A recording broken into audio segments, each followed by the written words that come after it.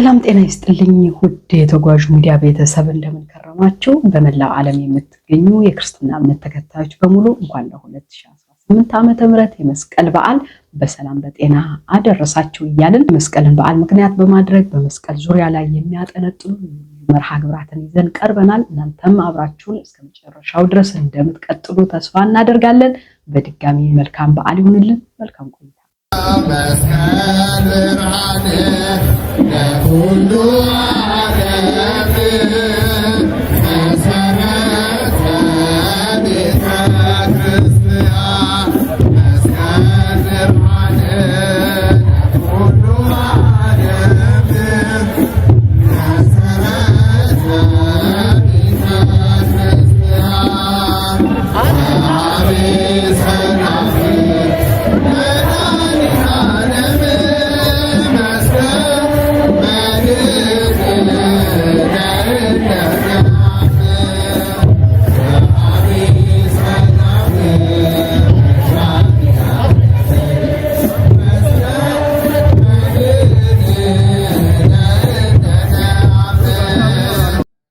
መተናል። ውድ ተመልካቾቻችን ቀደም ብሎ ለዘመሩልን መስቀሉን የሚያወሳ መንፈሳዊ ትምህርትን ያዘለ መዝሙር ነውና ለዘመሩልን እህት ወንድሞቻችን ዝማሬ መላእክትን ያሰማልን እያልን ወደሚቀጥለው መርሃ ግብራችን እንሻገራለን። የመስቀሉን ቃል ለሚጠፉት ሞኝነት፣ ለኛ ለምንድነው ግን የእግዚአብሔር ኃይል ነው። መስቀልን በዓል ስናነሳ መስቀልን እንደዚህ ተውበን አምሮብን እየዘመርን ልዩ ልዩ የሆኑ ጣዕመ ዜማዎችን እያዜምን ወደየ አደባባዩ ወደየ አካባቢያችን መውጣቱን ብቻ ሳይሆን ፍሬ ሐሳቡን ይዘን መጓዝ እንዳለብን ስለምናስብ ነውና ከስር መሰረቱ መምጣቱ መልካም ነው ብለን ስላሰብን ይህንን ልዩ ፕሮግራም ወደ እናንተ ለማቅረብ ተገኝተናል ማለት ነው። ውድ ተመልካቾቻችን ጌታችን መድኃኒታችን ኢየሱስ ክርስቶስ በቀራንዮ አደባባይ ላይ ራቁቱ በዕፀ መስቀል ላይ ውሎ ለአዳም የገባለትን ቃል ኪዳን ከፈጸመ በኋላ ከዕፀ መስቀሉ ዮሴፍና ኒቆዲሞስ አውርደውታል ብሎ ቅዱሳት መጻሕፍት ይነግሩናል ማለት ነው። እናም ይህ ዕፀ መስቀል በዚህ በቀራንዮ እና ጎልጎታ አካባቢው ብዙ ተአምራትን እየሰራ ከፀሐይ 7 እጅ እያበራ ድውያንን እየፈወሰ ለአካባቢ ማህበረሰብ ይረብሻቸዋል። ይሄ ነገርማ በእንደዚህ አይነት ነገር ሊቀጥል አይችልምና በከተማዋና ዙሪያዋ ያላችሁ ህዝብ በሙሉ በቤታችሁ የምትጠርጉትን ቆሻሻ ሁሉ ሰብስባችሁ በዚህ መስቀሉ ባለበት ቦታ ላይ እየወሰዳችሁ ጣሉ በማለት ትዕዛዝ በማስተላለፍ ለ300 ዓመታት ያክል ቆሻሻ በዕፀ መስቀሉ ላይ የተጣለበት ተራራ ሆኖ ተቀመጠ ማለት ነው። በ272 አካባቢ ንግስት እሌኒና ንጉስ ቆኒስጣ ቆስጠንጢኖስ የሚባል ልጅ ይወልዳሉ። ይህ ልጅ እናቱ በምግባር በሃይማኖት እያነጸች አሳደገችው ማለት ነው። ንግስት እሌኒ ከምታስተምረው ጽናት፣ ብርታት፣ ክርስትና ህይወት የተነሳ ለግሹን አድርጊ ብሎ ሰራዊትን አስከትሎ ወደ ኢየሩሳሌም ማለት ነው። ኢየሩሳሌም መጣ። ግን ዕፀ መስቀሉ የት ነው ያለው ብላ ማሰብ ጀመረች።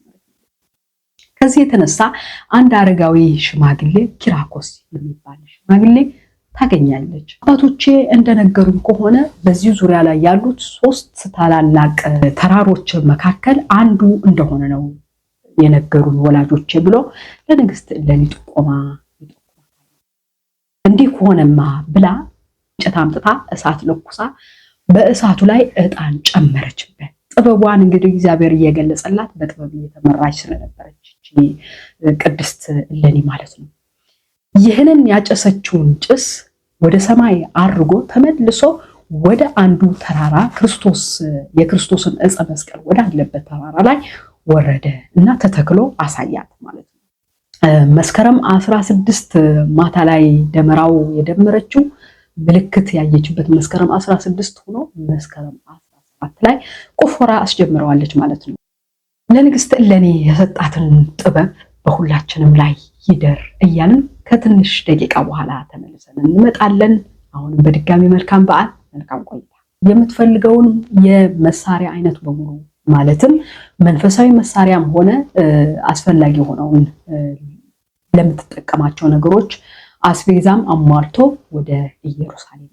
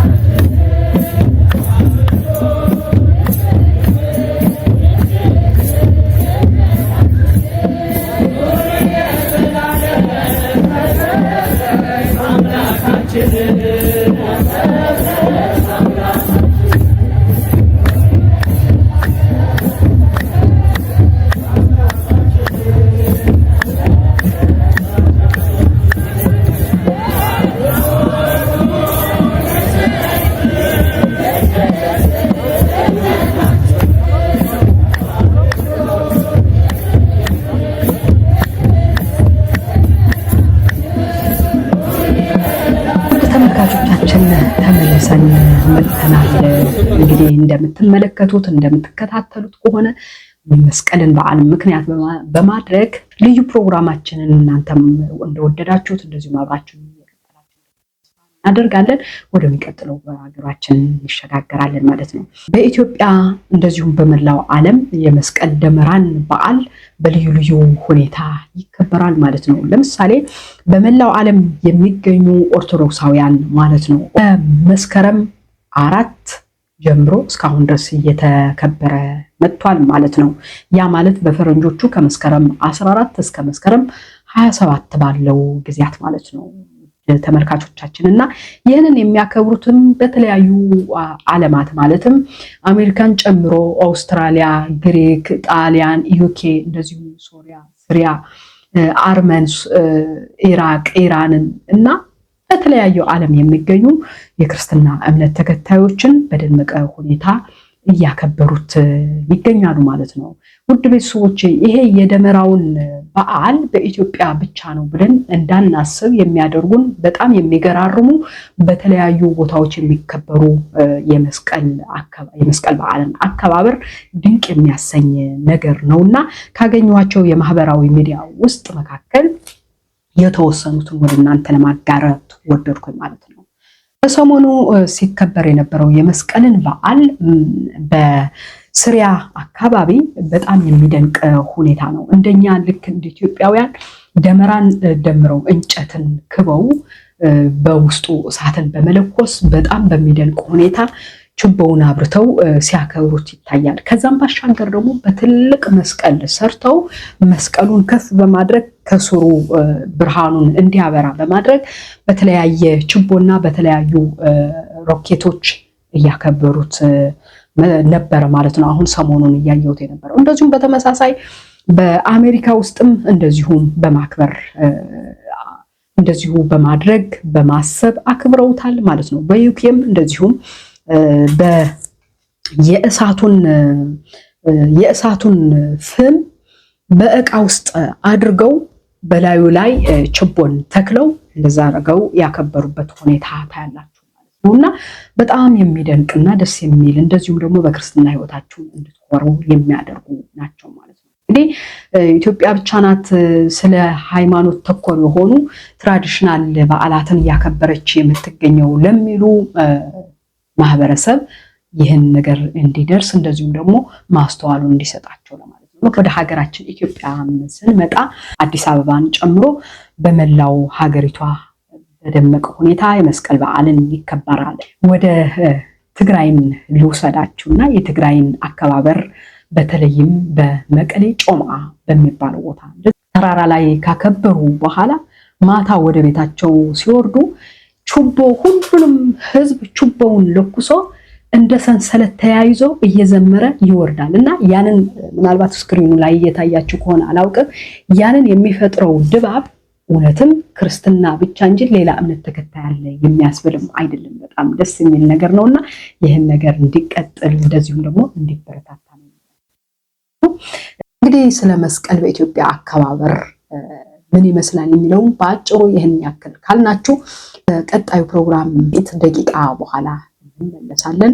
አሁን በድጋሚ መልካም በዓል፣ መልካም ቆይታ።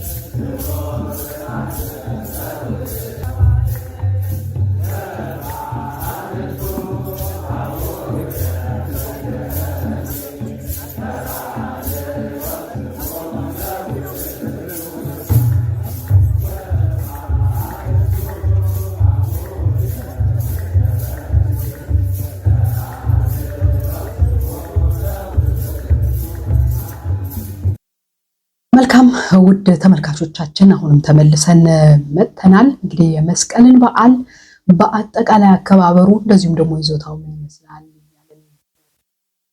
ቆይተናል ማለት ነው።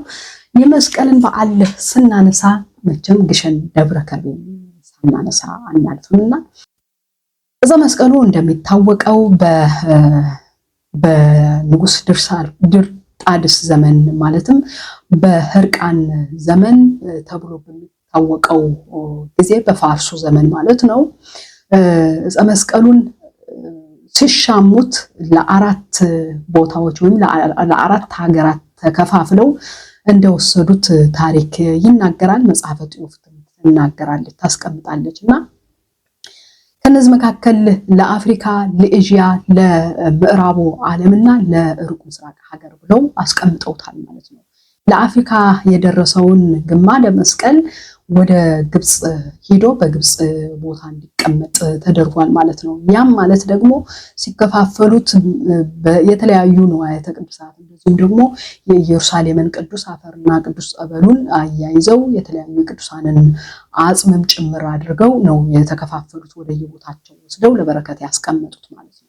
ታዲያ አንዱ ግማደ መስቀል በግብጽ ቦታ ላይ ለብዙ ዘመናት ሲቀመጥ ኖሯል ማለት ነው። በዚሁ መካከል ግብጾች በጣም በክርስትና እምነት ያሉ ሰዎች አነስተኛ ከመሆናቸው የተነሳ በአካባቢው መንግስት የእስልምና ተከታይ በመሆኑ ብዙ ጫናና ብዙ ስቃይን ያደርስባቸው ነበረ።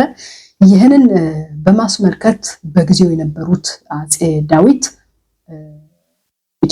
የኢትዮጵያ ንጉሠ ነገሥት ማለት ነው እርሳቸው ግልጽ የሆነ ደብዳቤ የግብጽ ኦርቶዶክስ ቤተክርስቲያን ትጽፋለች። እሱም ምንድነው የሚለው ህዝበ ክርስቲያን የግብጽ ክርስትና እምነት ተከታዮች እየተሰቃዩ ነው ያሉ በሙስሊም መንግስትና እባክዎትን ከዚህ ካሉበት የስቃይ መከራ እንዲያወጡልን ሲሉ በትህትና ይጠይቃሉ ማለት ነው የግብጽ አባቶች። ከዛ የተነሳ አፄ ዳዊት ሰራዊቶቻቸውን አስከትለው ወደ ግብጽ በመሄድ የግብፅን ክርስቲያኖች ነፃ ያወጣሉ ማለት ነው። እናም በዛ ብቻ አላለፈም። ብዙ ማስፈራሪያና እንዲህ ካላደረጋችሁ ከህዝበ ክርስቲያኑ በተፈጥሮ ወንድሞቻችሁ ከሆኑ ህዝቦች ጋር በሰላም ካልኖራችሁ በራሳችሁ ላይ የምትፈጥሩትን ጫና ኃላፊነት በራሳችሁ ትወስዳላችሁ የሚለውን ማስጠንቀቂያም ጭምር አስጠንቅቀው ወደ ሀገራቸው ይመለሳሉ። አጼ ዳዊት ማለት ነው። ይህንን ነገር ሰምቶ የደነገጠ የግብፅ መንግስት ለህዝበ ክርስቲያኑ ሰላምን በመስጠት እርቀ ሰላምን በመፈጸም በሰላም እንዲኖሩ ያደርጋል ማለት ነው። ከጥቂት ጊዜ በኋላ የግብፅ ክርስቲያኖች ይህንን ያደረገልን ባለውለታችን ታላቅ እና ተአምረኛ እንደዚሁም ሃይማኖቱ የጸና ንጉስ አጼ ንጉስ ዳዊት ናቸውና መስገን እንደዚሁም ደግሞ እጅ መንሻን መስጠት መላክ ይገባል በሚለው ከ12 ወቄት በላይ ብሎ ነው እንግዲህ ታሪኩ የሚያስቀምጠው። የተለያዩ ስጦታዎችን አስይዘው ለንጉሱ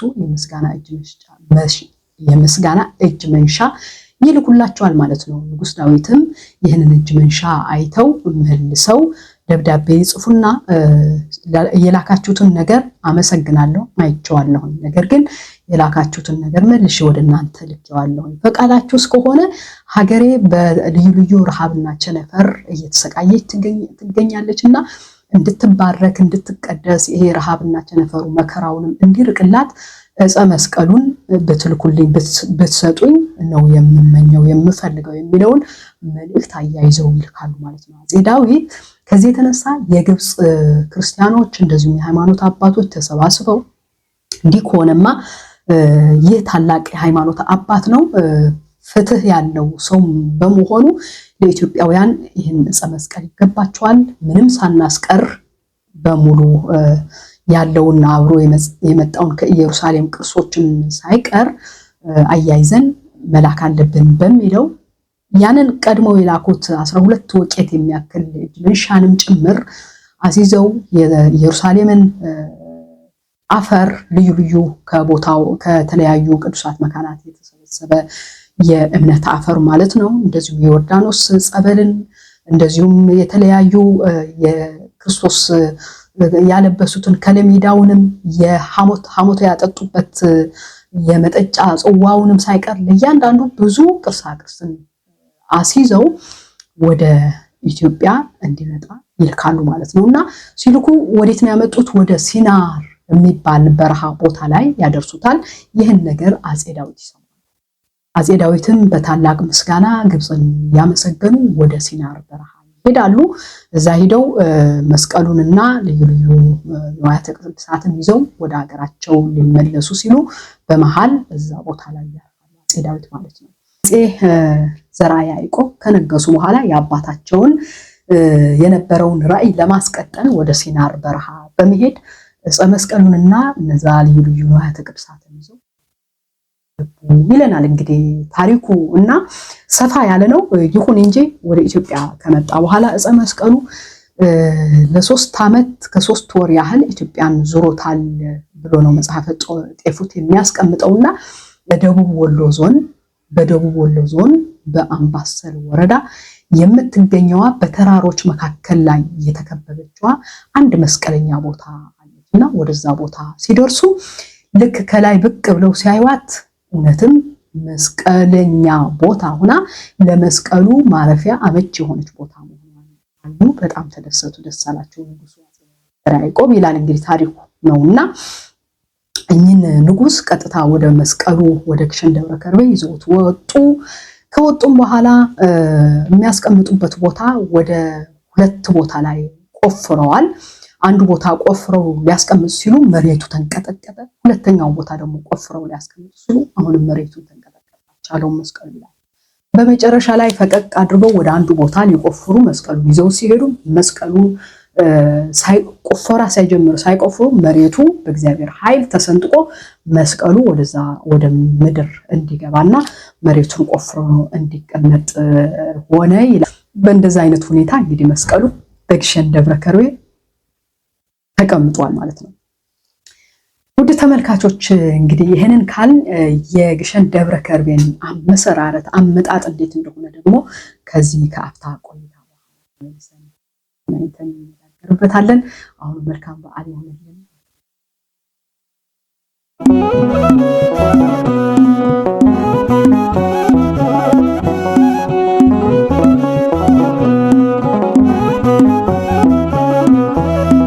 በልዩ መንበሯ አገሯ ግሸን ማማሯ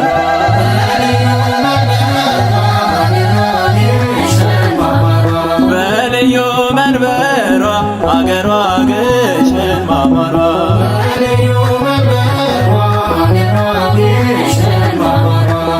ተመልካቾች ተመልሰን መተናል። እንግዲህ የግሸንን ታሪክ ስናነሳ አንድ ታላቅ ባህታዊ አሉ፣ አባ በፈቃደ ክርስቶስ የሚባሉ ሳናነሳ አናልፍም። እኛ አባት በ5ኛው መቶ ክፍለ ዘመን አፄ ካሌብ ዘመነ ንግስና ጊዜ ማለት ነው በዓለም ላይ የሚኖሩ ክርስቲያኖች እየተሰቃዩ በነበሩበት ሰዓት እንዳጋጣሚ ሆኖ በሀገረ ናግራን ወይም ደግሞ በየመንና አካባቢዋ ብዙ ክርስቲያኖችን በመከራ እየተሰቃዩ ነበር እና አፄ ካሌብ ከኢትዮጵያ ተነስተው ወደ ሀገረ ናግራን ሂደው ነፃ ያወጧቸው ክርስቲያኖችን ከነሱ መካከል ባህታውያን ስለነበሩ እኚህ ባህታዊ አባ በፈቃደ ክርስቶስ ተያይዘው ወደ አክሱም ጽዮን ይመጣሉ ይላል እንግዲህ ታሪኩ ነውና አክሱም ከደረሱ በኋላ ሳይውሉ ሳያድሩ ቀጥታ እግዚአብሔር ወደሚያመላክታቸው ቦታ መሄድ ግዴታ ነበረባቸው። ተነስተው ማንም ሳይመራቸው ያለምንም መሪ በእግዚአብሔር እርዳታ ወደ ግሸን ደብረ ከርቤ ተጉዘው በአንድ ቀን ደረሱ ይላል እንግዲህ መጽሐፈ ጤፉት ላይ እና ግሸን ላይ ከመድረሳቸው በፊት ያውም ደግሞ በማር እና በጣዝማ ማር በልምላሜ ያጌጠ ቦታ ስለነበረ ይህ ቦታስ አምባ አሰል ነው ሲሉ አምባ አሰል ብለው ያወጡለትም እሳቸው ናቸው። በጫካ ተከቦ የሚኖር ጸጋ ያለው ቦታ መሆኑን አዩትና ገዳም አድርገው ገደሙት ብሎ ያስቀምጠዋል። ገዳም ሲያደርጉት ይህ ሀገረ እግዚአብሔር ነው ብለው ሀገረ እግዚአብሔር ብለው ይጠሩት ነበር። ግን ደግሞ ቦታው ላይ ከገቡ በኋላ ወይ ጉድ የእግዚአብሔር ስራ ድንቅ ነው። ከአክሱም እንግዲህ ወደ 1100 ኪሎ ሜትር አካባቢ በአንድ ቀን ተጉዞ መድረስ ማለት ቀላል አይደለምና ግሼ ማለት ገስግሰን ገባን የሚለውን በግሪክኛው ቃል ፈጥነን ሩጠን ገስግሰን ቦታው ላይ ደረስን ማለት ነው። ከዛ የተነሳ ግሸን የሚለውን ስም እንዲይዝ አድርጎታል ማለት ነው። እኚህ ባህታዊ አባ በፈቃደ ክርስቶስ በዚህ ቦታ ላይ ሲኖሩ ከ500 ያላነሱ መነኮሳያትን በቦታው ላይ በመንፈሳዊ ውልደት ወልደው በልዩ ሁኔታ መንፈሳዊ ህይወትን ገዳማዊ ህይወትን እየመሩ ቦታው ላይ ተቀምጠዋል። የ5ኛው መቶ ክፍለ ዘመን ጀምሮ እስከ 14ኛው መቶ ክፍለ ዘመን ያ ማለት እስከ 900 ዓመታት ያህል በገዳማዊ ህይወት ገዳሙ ቦታው ይተዳደር እንደነበረ ነው ታሪኩ የሚያነሳው ማለት ነውና ማለ መስቀሉ በዚህ ቦታ ላይ ካረፈ በኋላ ከዛ በፊት የነበረውን ግሸን የሚለውን ደብረ እግዚአብሔር የሚባለውን ደብረ ነጎድጓድ እየተባለ የሚጠራው የነበረውን ስም በሙሉ ሽሮ ግሸን ደብረ ከርቤ የሚለውን ስም ይዞ እንዲቀጥል ተደረገ እና የዚች ቦታ የተሰጣትን ቃል ኪዳን በረከቷ ረድኤቱ አይለየን እያልን ለዛሬ ነበረን ፕሮግራም በዚሁ እናጠናቅቃለን። በሌላ ፕሮግራም እስከምንገናኝ ድረስ ለዛሬ በድጋሚ መልካም የመስቀል በዓል እየተመኘን እዚሁ እናጠናቀቃለን። አብራችሁን ስለነበራችሁ አመሰግናለሁ።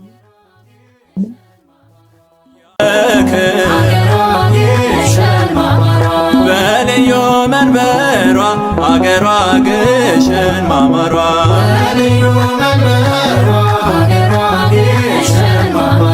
ማማሯ ማማሯ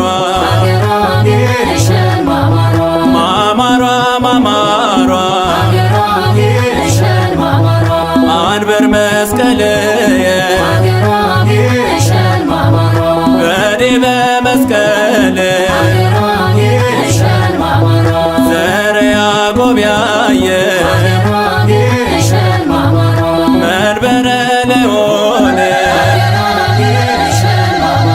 በልዩ መንበሯ አገሯ ግሸን ማማሯ